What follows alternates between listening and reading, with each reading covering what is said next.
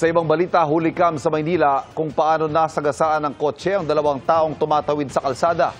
Kritikal ang isa sa mga biktima. Nakatutok si Jomer Apresto, exclusive. Patawid na sana ang barangay tanod na si Manny sa bahagi ng Yuseco Street, Tondo, Maynila pasado alas 6 kagabi. Pero isang kotse ang biglang umararo sa kanya at sa isa pang lalaki na tatawid din sana. Kita pa sa video na bukod sa dalawang lalaki, may ilan pang tao ang nahagip ng kotse. Pumailalim sa sasakyan ang lalaki na unang nabangga na isa palang senior citizen, habang ang 55 years old na si Manny tumilapon sa kalsada. Ayon sa tindera na si Cecil, customer niya ang ilan sa mga nadamay sa aksidente. Nagulat na lang po ako, bigla siyang umarangkada dito. Napatakbo nga po ako doon. Tapos yun nga, nakita, yung mga bumibili po dito, nakaladkad niya. Hindi naman sila masyadong nasaktan kaya hindi na rin sila dinala sa ospital. Ang tanod na si Manny agad isinakay sa tricycle papunta sa pagamutan.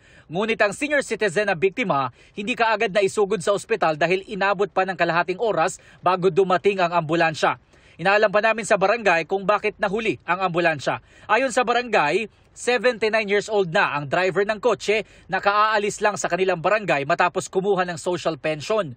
Magpe-payout po yung asawa niya. Sanay po yun sa yung manual.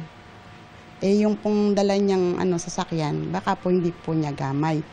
Sabi pa ng barangay, stable naman ang kondisyon ng senior citizen na biktima. Pero ang kanilang tanod na si Manny, critical. Nung sinugod siya, wala na siyang malay. Pero nagising naman po siya nang nasa ospital na. Tapos po mga ilang oras, ayun na uli. Nakatulog hanggang sa tinubuhan na.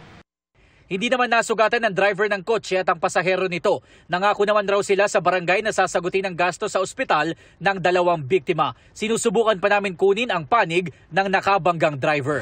Para sa GMA Integrated News, Jomer Apresto, nakatutok 24 oras.